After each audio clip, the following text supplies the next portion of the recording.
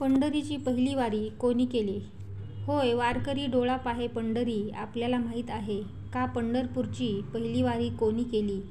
महाराष्ट्र ही संतांची भूमी. सुमारे 500 वर्षापूर्वी रुसून गेलेल्या रुक्मिणीला शोधण्यासाठी द्वारकेतून श्रीकृष्ण दिंडीरवनात आले होते.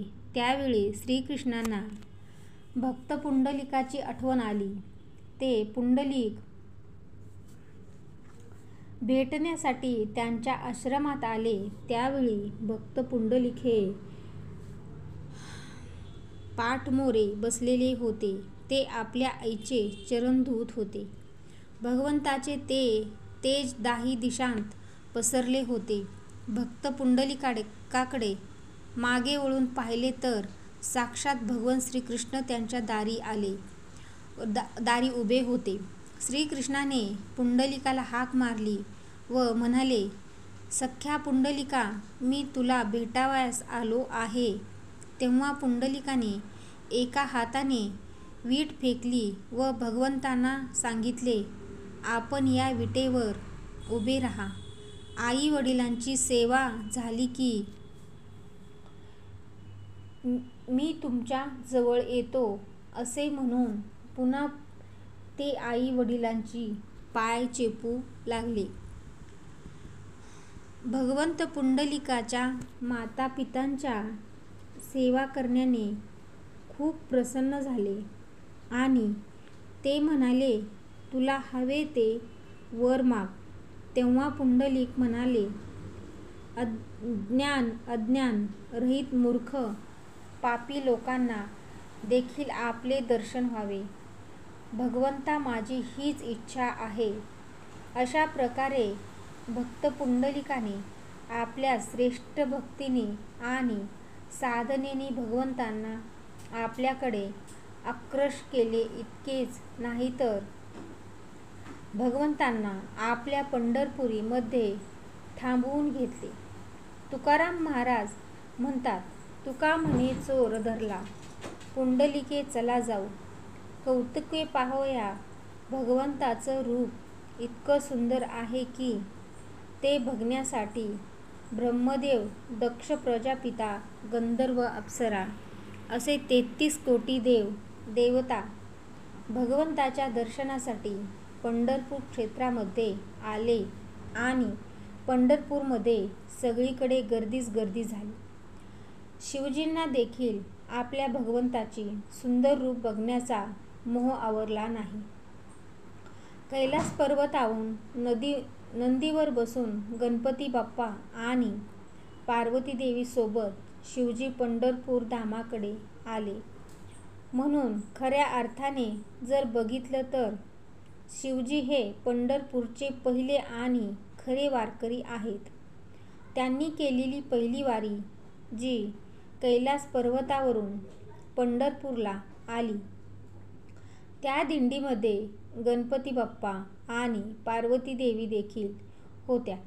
ज्या वेळेस ते करमाळा क्षेत्रापर्यंत आले तेव्हा 33 कोटी देवी देवतांची दाटी झाली.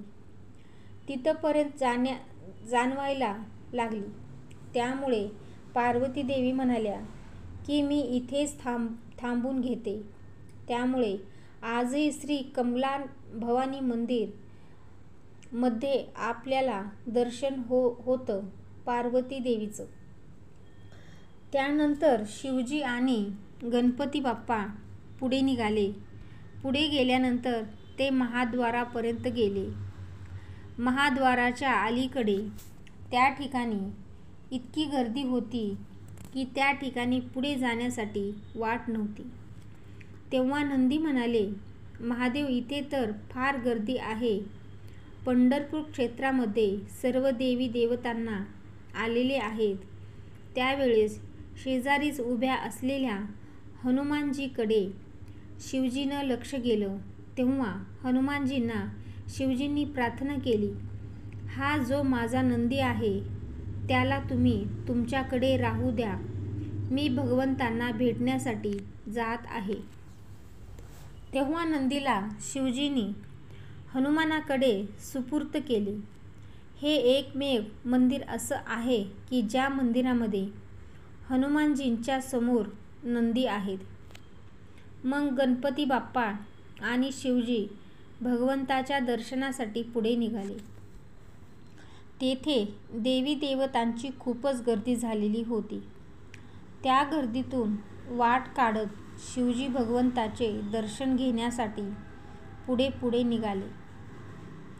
त्या गर्दीतून वाट काढत असताना गणपती बाप्पांनी शिवजींना सांगितले की आता मला पुढे चालवत नाही, आता मला खूप घाम येत आहे. तेव्हा शिवजींनी गणपती बाप्पांना सांगितले की तुम्ही असं करा, ह्या महाद्वाराच्या वरतीच तुम्ही थांबा. आजही आपल्याला पंढरपूरला गेल्यावरती महाद्वारावरती भगवंताच्या दर्शनापूर्वीचा गाभारा आहे. तेथे गणपती बाप्पाचे पुरातन विग्रह आहे. गणपती बाप्पा आजही तेथे स्थित आहे. त्यानंतर शिवजी एकटेच पुढे पुढे गेले. पुढे गेल्यानंतर भगवंताचं सुंदर मोहक असं रूप बघून शिवजींना खूप आनंद झाला. शिवजी भगवंतांना म्हणाले की भगवंत, तुम्ही ज्या वेळेस लहान होतात तेव्हा मी तुम्हाला भेटण्यासाठी, तुमचं मोहक रूप बघण्यासाठी यशोदामाईकडे आलो होतो.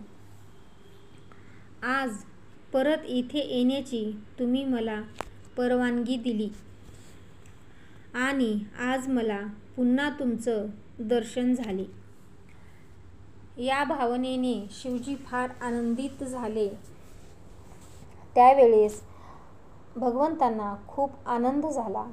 भगवंतांनी विचार केला की माझा भक्त ज्याने पत्नीची देखील पर्वा केली नाही, स्वतःच्या नंदीची पर्वा केली नाही, त्याच्या मुलाची पर्वा केली नाही, सर्व गोष्टींचा सन्मान करत मला भेटण्यासाठी आला, आदर्श वारकरी असा असावा, हे शिवजींनी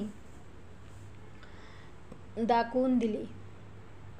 याचा आनंद भगवंतांना इतका झाला की त्यांनी शिवजींना जसं उचललं तसं डोक्यावरती धारण केलं. म्हणून आजही भगवंताच्या डोक्यावरती शिवलिंग त्या ठिकाणी विराजमान आहे. म्हणून पहिली वारी शिवशंकरानं केली असं.